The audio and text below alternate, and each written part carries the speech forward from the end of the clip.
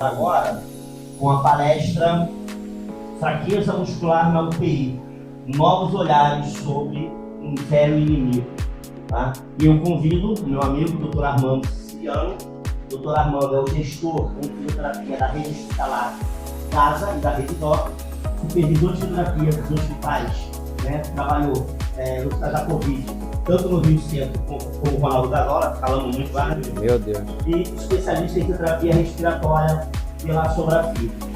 Ele é docente da pós-graduação e também é membro da Câmara Técnica de Terapia Intensiva aqui do presídio. Boa tarde. Tudo bem, gente? Como vocês estão? Todo mundo bem? Todo mundo fazendo cetoacidose para o almoço agora, né?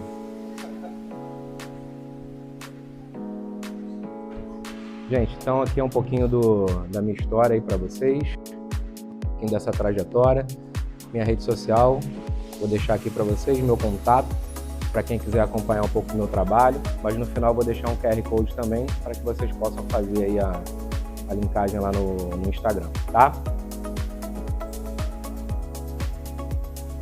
Então hoje a gente vai falar basicamente de fraqueza muscular na UTI, novos olhares sobre um velho inimigo. O que seria a fraqueza adquirida na UTI? Pensando antigamente, né?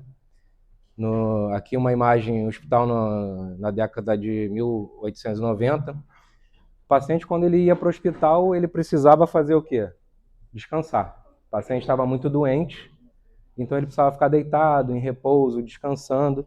Era basicamente a visão que se tinha anteriormente. Então, acabou-se evoluindo com muita disfunção do sistema neuromuscular, porque a imobilidade acaba gerando uma repercussão sistêmica muito negativa no organismo do indivíduo, que a gente vai conhecer aqui um pouco mais para frente.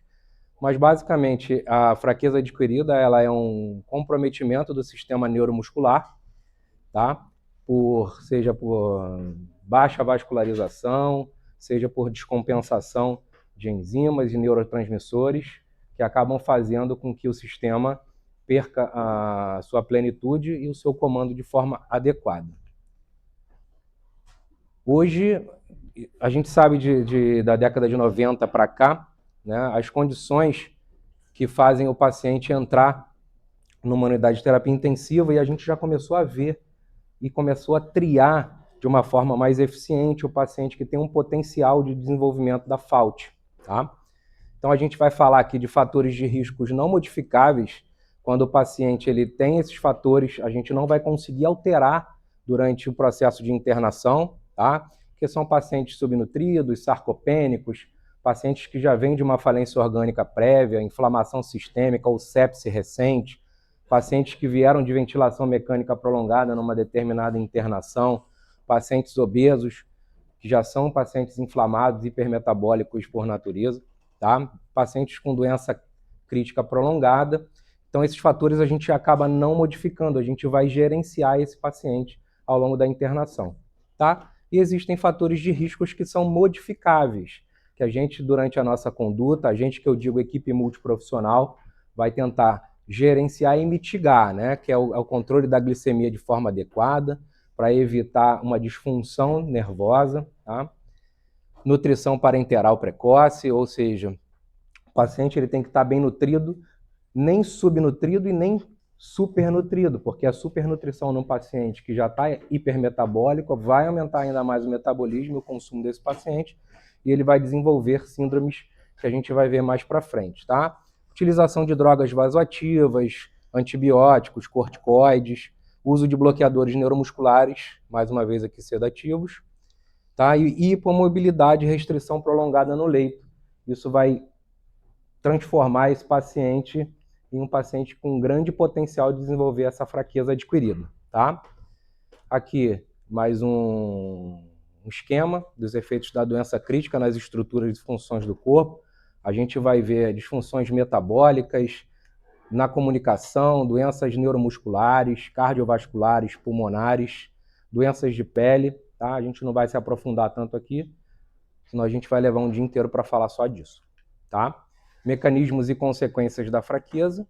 Então, o doente crítico, ele vai passar por um aumento da espécie reativa de oxigênio, aumento de citocinas inflamatórias, consequentemente ele vai ser malnutrido, vai desenvolver anormalidades neuromusculares, consequentemente fraqueza muscular, o que aumenta o tempo de ventilação mecânica, o tempo de estadia na UTI, diminui a função física desse paciente e, consequentemente, reduz a qualidade de vida daquele indivíduo, tá?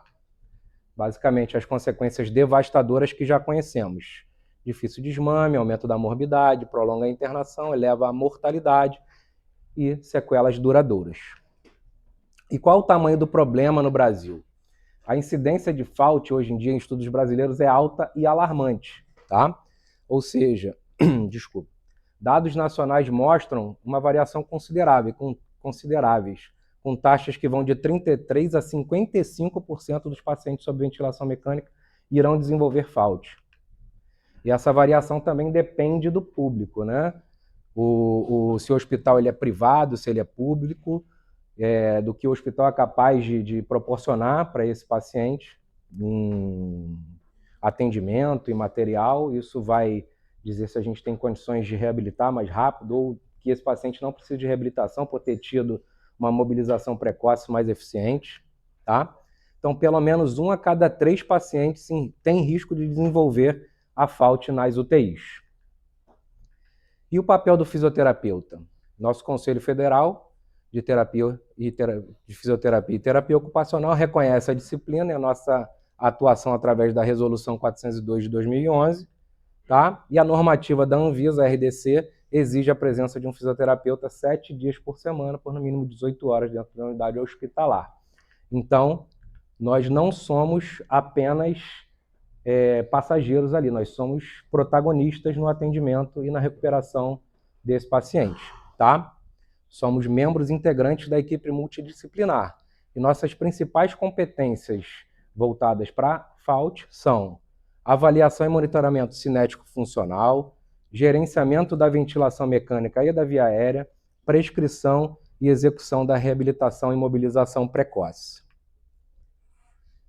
Fisioterapeuta, então, né, é o profissional-chave na prevenção, diagnóstico funcional e no tratamento da fraqueza muscular adquirida.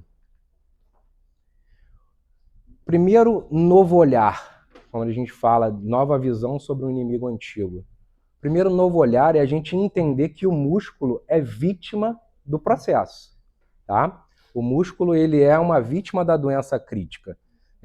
E o músculo ele não é cometido não apenas por atrofia por desuso, tá? É uma miopatia ativa desencadeada por essa doença. A gente pega pacientes com síndrome inflamatória sistêmica, estresse oxidativo, disfunção mitocondrial, tá? Hiperativa da via ubiquina-proteasoma. Então, olha como isso é um efeito cascata e um efeito dominó. Ele vai e ele é recíclico, né? O doente ele entra nesse processo e ele vai visitando essas partes e cada vez mais ele vai se afundando, ele vai desenvolvendo fraqueza muscular, ele vai desenvolvendo perda de massa muscular. E a gente sabe que o paciente que tem massa muscular reduzida, ele tem menos capacidade de se reabilitar. Que é o paciente que não anda, é um paciente que tem um risco de mortalidade muito maior. Aqui é um infográfico mostrando que o músculo é uma vítima da doença crítica, tá? Esses sistemas que a gente acabou de falar acabam consumindo demais a estrutura muscular e fazendo com que esse paciente tenha perda significativa desse arcabouço, tá? Ferramentas de triagem, avaliação e diagnósticos são imprescindíveis. Então a gente precisa entender, quando eu falei no começo, fatores de risco modificáveis e não modificáveis, a gente precisa lidar com isso, a gente precisa triar adequadamente o paciente. Então existem perfis de pacientes que vão passar pela sua mão, que têm o maior potencial de desenvolver esse tipo de fraqueza, e outros pacientes que não. Então você vai avaliar ele através de uma ferramenta de função, como uma escala funcional, a escala IMS. Você vai usar ferramentas de avaliação de força muscular, como o MRC, que todo mundo aqui conhece, hand grip, tá? Qualidade muscular, a gente pode lançar a mão aí também de ferramentas como a ultrassonografia beira-leito, tá? Avaliação através do hand grip e do MRC também ajudam a gente a diagnosticar e ver quais pacientes têm mais propensão a desenvolver esse fator, que é a fraqueza adquirida, tá? Para avaliação de força muscular, já mostrei para vocês aí ó, a utilização de escalas como a avaliação do MRC, Hand Grip, tá? Dá para fazer o MRC também adaptado no paciente. Quando interativo na ventilação mecânica, então, se a gente tem ferramentas, bandos, né, de despertar diário, porque a gente quer que o paciente, mesmo sob suporte ventilatório invasivo, ele tenha a capacidade de gerar uma contração ativa, tá? Porque a gente quer sair daquela máxima de que o paciente que faz mobilização passiva está se mobilizando. Não, o paciente que faz mobilização passiva, ele está fazendo uma mobilização ali, mantendo a nutrição, a hidratação da articulação, mas ele não está mantendo a estrutura muscular ativa. Então, o paciente, mesmo em ventilação mecânica, ele precisa fazer essa contração ativa para poder ativar a musculatura e manter essa musculatura forte e saudável, tá? Então, se o paciente, mesmo sob suporte ventilatório, ele acorda e ele é capaz de gerar essa contração de forma ativa, esse paciente tem menos chance de desenvolver. Então, a gente entendendo, conseguindo triar melhor esse paciente, quanto mais rápido a gente despertar ele, para ele fazer esse tipo de contração, melhor. Tá? Escalas funcionais, avaliando se o paciente consegue levantar de uma cadeira sozinho, se o paciente consegue rolar, se ele consegue deambular do leito até a cadeira, tá? De forma independente, se o paciente ele consegue andar mesmo com auxílio das barras protetoras. Então, escalas funcionais, que a gente hoje, a ICU, a gente conhece, é mais comum, né? Que vai de 0 a 10, sendo 0 o paciente mobilização passiva no leito, até 10, onde esse paciente é capaz de deambular, tá? De forma independente, para que a gente possa entender como ele chegou e a capacidade que a gente consegue atingir com esse paciente. E também fazer uma escala de avaliação da sua atuação como fisioterapeuta, se esse paciente está realmente apresentando uma melhora nesse processo, certo?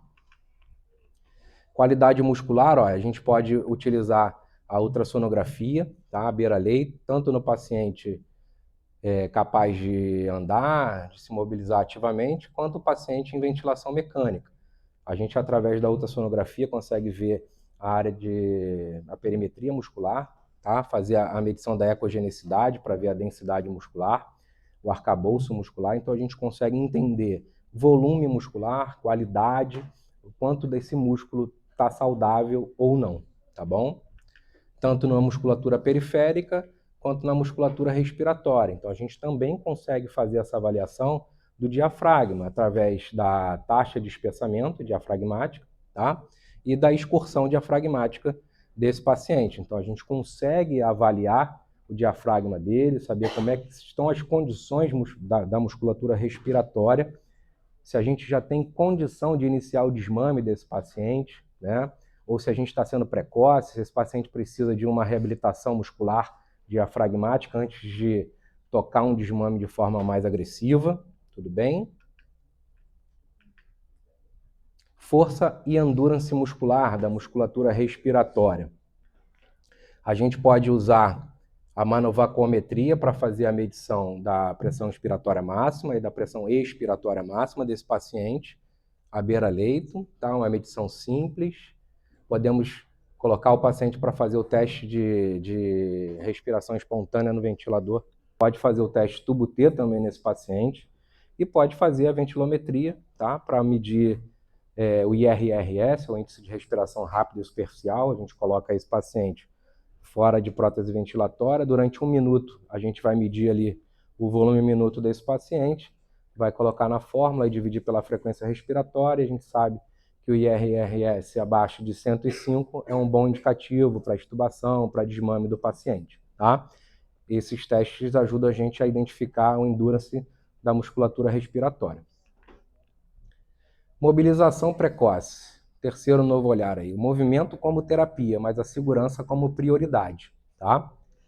A mobilização, ela não se resume a colocar um paciente sentado. Ela é uma intervenção terapêutica multimodal, que precisa ser segura e progressiva, iniciada o mais cedo possível na internação. Lembra quando eu falei que o paciente em ventilação mecânica, ele precisa acordar o quanto antes para poder contrair a musculatura de forma ativa? E o porquê que isso é importante? Tá? Estimula a síntese proteica e muscular e minimiza a degradação, melhora a função respiratória, né? Facilita a ventilação, drenagem de secreções e o desmame da ventilação mecânica, otimiza a função cardiovascular, reduzindo o risco de trombose venosa profunda e melhora a tolerância ortostática, preserva a função cognitiva, diminui a incidência de delírio, acelera a recuperação funcional, reduz o tempo de internação e melhora a qualidade de vida após alta do CTI e alta hospitalar, consequentemente. E para que a gente possa priorizar a segurança do paciente, a gente tem já escrito na literatura, bem validado nas nossas diretrizes de mobilização precoce do paciente, tá? Então, quem quiser acessar, está aqui a diretriz de mobilização precoce em terapia intensiva.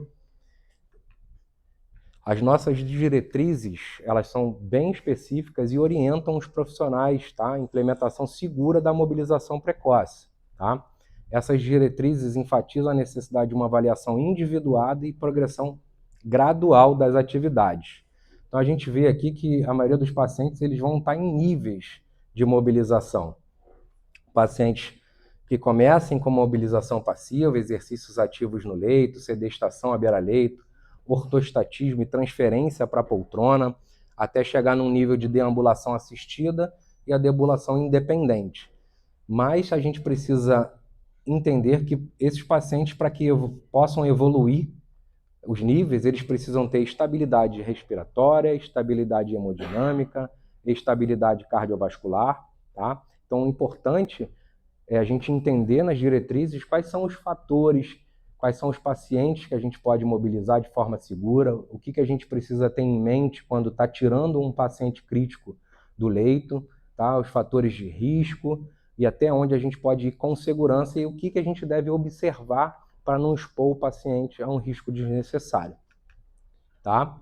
Aqui também é um resuminho sobre a mobilização, estudo do Sepúlveda recente, tá? Bem legal esse estudo, quem quiser acessar, é um estudo gigante sobre mobilização precoce no paciente crítico, e ele fala não só da equipe tirar o paciente o quanto antes da cama, mas como a equipe está bem educada, a equipe se comunicar, distribuir funções, ter ferramentas de acesso fáceis para que a gente possa identificar qual o nível de mobilidade que esse paciente está, tá? E até onde esse paciente tem capacidade de chegar, tudo bem? Um plano de atividades bem desenvolvido. Quando a gente tem essas ferramentas funcionando, ou seja, a gente tira precocemente o paciente da cama e ao mesmo tempo tem uma equipe multiprofissional bem treinada, bem qualificada e sabendo o que está fazendo, a gente tem melhores desfechos, tá? Aqui é uma continuação dessa ferramenta, ele só está resumindo cada passo, tá? Muito legal. Segurança em primeiro lugar, né? Os critérios essenciais. Avaliação clínica multidimensional. Antes de iniciar qualquer atividade, o fisioterapeuta deve verificar estabilidade hemodinâmica. O paciente tem que estar com a pressão arterial, frequência cardíaca bem controlada. O paciente ele não pode ter nenhuma arritmia complexa, tá? Ausência de drogas vasoativas aí acima de 40%, 50% da dose máxima. Estabilidade respiratória. O paciente tem que ter uma adequada oxigenação, tá? Saturação periférica idealmente acima de 92% até 96%, salvo nos pacientes DPOC, sem esforço ventilatório. O paciente ele tem que ter um nível de consciência, uma capacidade de seguir comandos, mesmo que mínimos, adequada. Ausência de contraindicações absolutas, instabilidade hemodinâmica grave, arritmias complexas não controladas, sangramento ativo, fraturas instáveis, e IAM em fase aguda, tá? Não tratada, também seria uma contraindicação absoluta. Então, cada UTI deve desenvolver seus protocolos com critérios claros e a progressão e interrupção das atividades em caso de fatores de risco identificados. Tudo bem? Aqui é um resuminho também do estudo do Sepúlveda. Ele já colocou aqui tudo isso que a gente falou anteriormente, tá? Estabilidade respiratória, hemodinâmica, hematológica e metabólica, estabilidade neurológica e outros fatores que a gente precisa observar para que a gente possa mobilizar esse paciente de forma segura e eficiente. Aqui outro exemplo de checklist, no caso, tá? Para que a gente possa desenvolver a mobilização de forma segura. Então vamos lá, o paciente está sonolento, calmo e em repouso, então ele poderia se mobilizar tanto no leito quanto fora do leito. Paciente levemente agitado ou sedado, posso mobilizar nos dois, porém ele tem que ser bem discutido e aprovado, a gente tem que avaliar custo-benefício, se vale a pena. Ou quando vermelho, naquele momento o paciente ele não deve ser mobilizado porque ele tem um risco, né? Tem um fator de risco ali associado que pode gerar um risco desnecessário naquele momento. Então aqui a gente vê vários itens que são avaliados para que esse paciente possa se mobilizar de forma segura. Isso pode estar colocado na beira do leito ali do paciente, no dia a dia, ser atualizado diariamente pela equipe multiprofissional. É visual, é simples e é bastante eficiente, tá bom?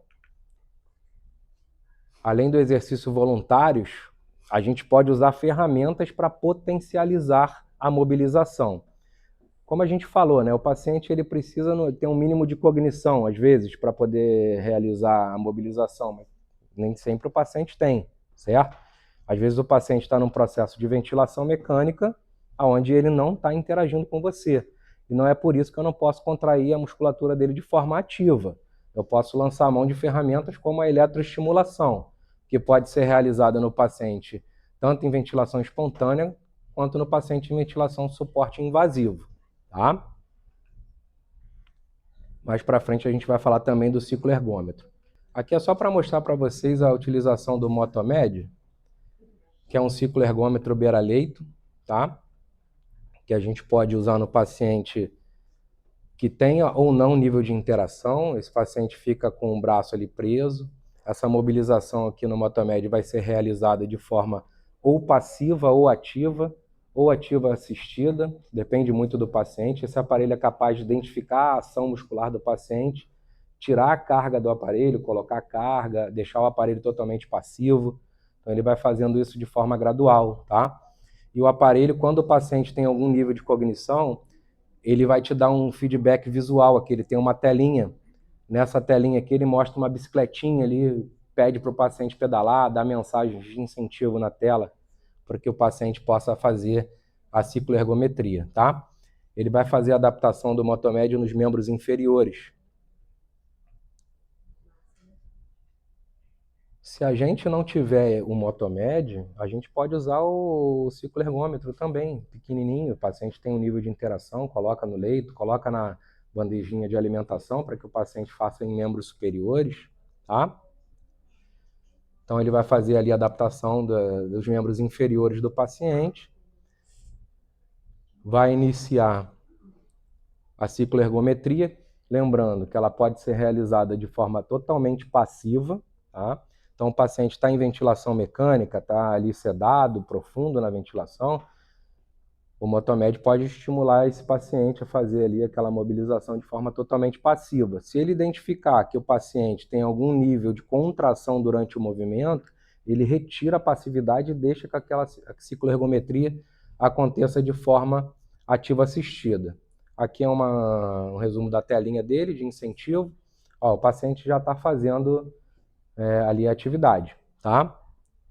Aí você consegue ajustar a banda ali para manter a flexão de 90 graus de joelho de forma adequada, não sobrecarregar o joelho do paciente. E aqui a telinha dando o feedback visual ali para ele a todo momento, tá? Ao mesmo tempo que está dando o feedback visual para o paciente, tem um feedback também para o terapeuta, que ele vai te dizer se aquela pedalada está acontecendo de forma passiva ou ativa assistida, tá? Tudo bem, gente? Bem legal, são ferramentas que a gente tem acesso hoje em dia, tá? Lembrando, se a gente não tiver o Motomed na nossa instituição, a gente pode, num paciente que tem um nível de interação, que respeita os critérios de segurança, utilizar o cicloergômetro para fazer esse processo. É eficiente tão quanto, tá? E lembrando que tanto o paciente que vai fazer a eletroestimulação, quanto o paciente que vai fazer qualquer atividade, ele tem que respeitar fatores de segurança, tá?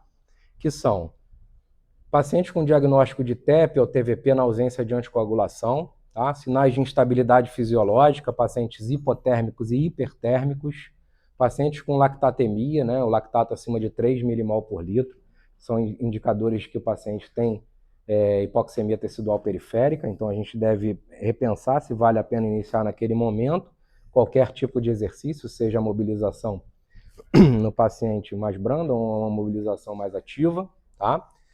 Creatina fosfoquinase acima de 400 unidades por litro, pacientes plaquetopênicos, tá?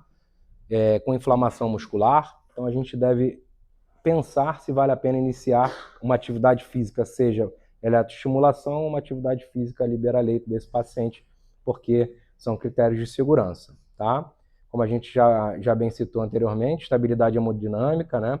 Uma pressão arterial média controlada, ausência de acidose metabólica, perdão, ausência de qualquer acidose, seja metabólica ou respiratória, documentada, com pH menor do que 7,2, uso de drogas vasoativas maiores do que 50% da dose máxima, fraturas com instabilidade, áreas com descontinuidade de lesão de pele, a gente não deve eletroestimular. Aqui no caso, pacientes gestantes, a gente tem uma contraindicação para eletroestimulação, tá? Para mobilização não.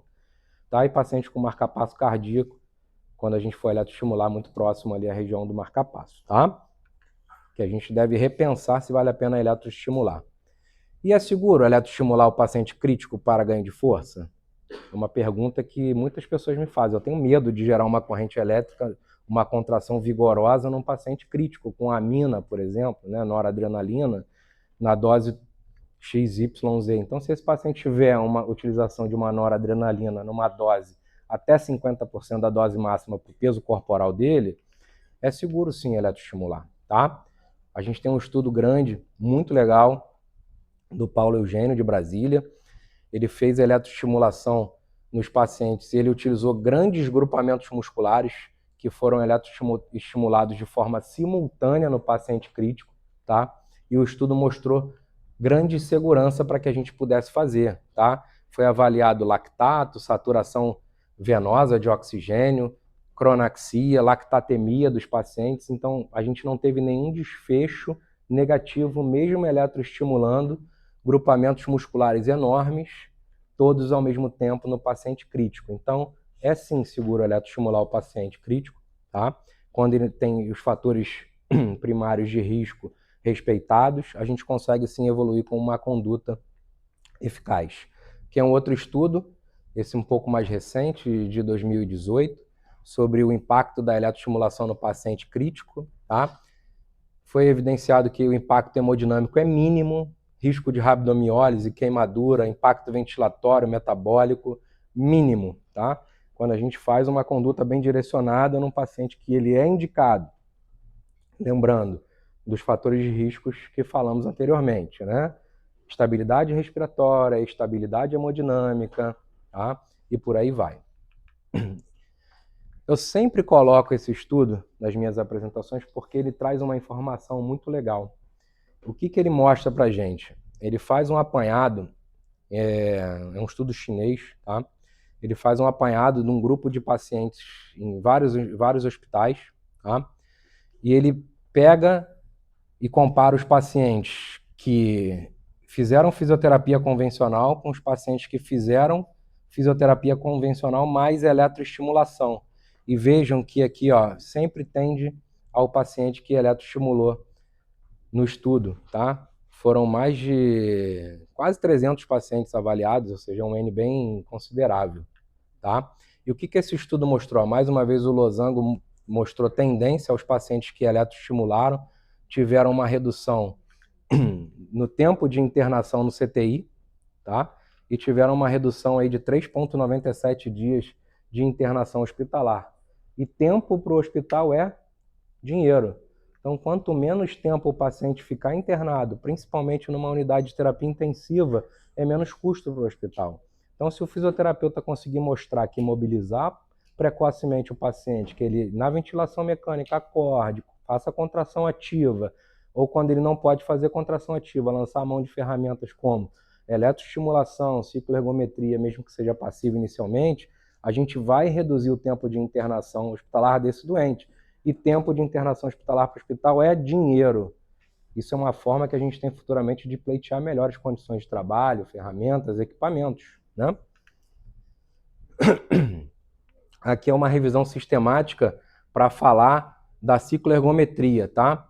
Ó, estudo bacana que mostrou que a cicloergometria diminui o tempo de internação hospitalar e pode diminuir o tempo de internação na UTI também, reduz morbidade e mortalidade.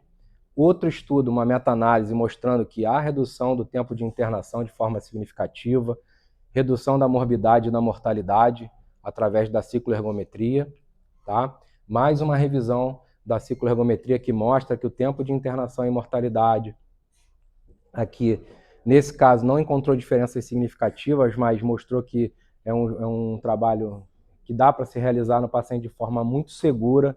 Então, a gente tem vários estudos que mostram que é seguro e que reduz, sim, mortalidade e morbidade do paciente em terapia intensiva, tá? Um novo olhar também é o olhar integrativo, é entender que o paciente que vai ser tratado pela fraqueza adquirida, ele não é um paciente que vai ser tratado apenas por uma equipe, ele vai ser tratado por toda a equipe multiprofissional, tá? Fisioterapia, movimento ativo do paciente quanto antes, a parte médica dando estabilidade para esse paciente, a nutrição dando energia para que esse paciente possa se mobilizar, contrair de forma ativa, a enfermagem através do cuidado contínuo, evitando reinfecções, né, ou infecções secundárias, ajudando nesse processo, tá? Então, com a equipe médica, qual é a nossa comunicação-chave? É a discussão diária sobre o manejo da analgésica. É mostrar, olha, vamos acordar esse paciente precisa acordar, ele já está melhor, vamos tirar ali o Propofol, o Midazolam, vamos tentar um Precedex para que esse paciente possa acordar e fazer uma contração ativa junto comigo aqui na fisioterapia, mesmo durante a ventilação mecânica, né? Controle do delírio do paciente, do vozinho que está lá em processo de delírio, né? Entrar com uma medicação para controlar o delírio, para que aquele vozinho possa sair da cama o quanto antes, tudo bem? Nosso papel aí é defender e auxiliar na implementação de protocolos de interrupção da sedação. Vejam que isso é citado várias vezes, porque isso é muito importante, isso muda desfecho, tá? O paciente, quando acorda antes, mobiliza antes, isso muda desfecho, tá bom? E atingir um equilíbrio entre conforto do paciente e capacidade de participação na terapia, tá? Analgesia, despertar diário do paciente, toda essa parte, manejo médico, a gente precisa se comunicar, a gente precisa colocar e mostrar essa real necessidade, tá bom? Com a enfermagem, a nossa comunicação é planejamento e sincronização das atividades diárias. Se comunicar com a enfermagem o que a gente vai fazer, qual é o nosso objetivo, né, para a enfermagem preparar adequadamente aquele paciente, que a gente possa tirar ele da cama de forma adequada, segura, tá bom? Ó, informar plano terapêutico, horário, mobilização, para que não aconteça nenhuma inconformidade ali de atendimento junto com a enfermagem, né? Vai que a gente quer tirar o paciente da cama e a enfermagem vai fazer uma punção, uma pique, por exemplo, no paciente, aí a gente coloca o paciente na poltrona, a enfermagem, opa, mas eu tenho que voltar ele para a cama, que eu vou fazer um procedimento. Então, essa comunicação é importante, tá? Então, o nosso objetivo comum é garantir que a mobilização seja realizada de forma segura e eficiente, sem interferir em outros cuidados essenciais do paciente, ó. Curativo, medicações, a higiene do próprio paciente.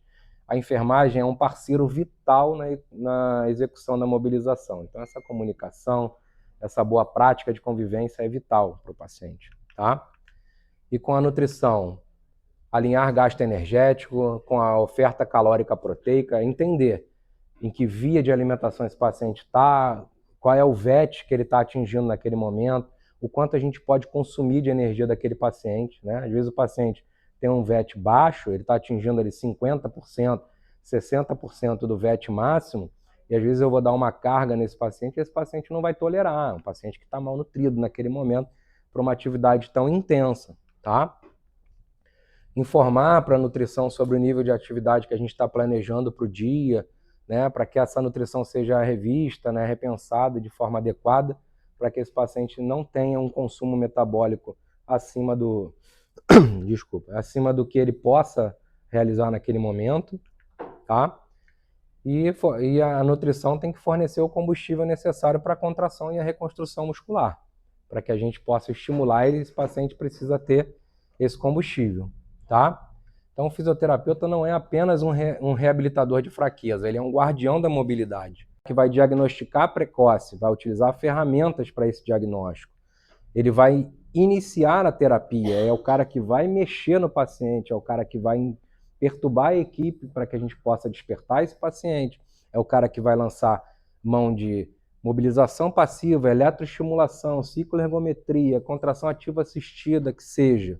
E é o educador da equipe, é aquele cara que vai mostrar para a equipe, né, como se faz, o que a gente pode fazer em relação à mobilização do paciente, tá bom? Nós somos protagonistas nessa atuação. E as barreiras que a gente pode enfrentar, né? A gente sabe, superlotação, um hospital muito cheio, com muitos pacientes graves, isso acaba às vezes sendo uma barreira para que a gente possa dar um bom atendimento para todos, né? Tempo, a gente tem aí, vamos botar 12 horas num plantão para atender 10 pacientes, só que são 10 pacientes para serem vistos nas 6 primeiras horas e 10 pacientes para serem vistos nas outras 6 horas. Além disso, a gente tem que participar do round, a gente tem que ver exame laboratorial, exame de imagem, a gente tem que comer, ir ao banheiro. Então, assim, são 12 horas para fazer isso. Imagina com 10 pacientes com uma gravidade elevada. Então, isso é uma barreira para que a gente possa fazer um bom trabalho, tá? Falta de recursos. Às vezes o hospital ele não te dá um recurso adequado. Você não tem um cicloergômetro, você não tem um peso ali para trabalhar força com o seu paciente. Às vezes você não tem áreas seguras ali para trabalhar com o paciente fora da cama, né?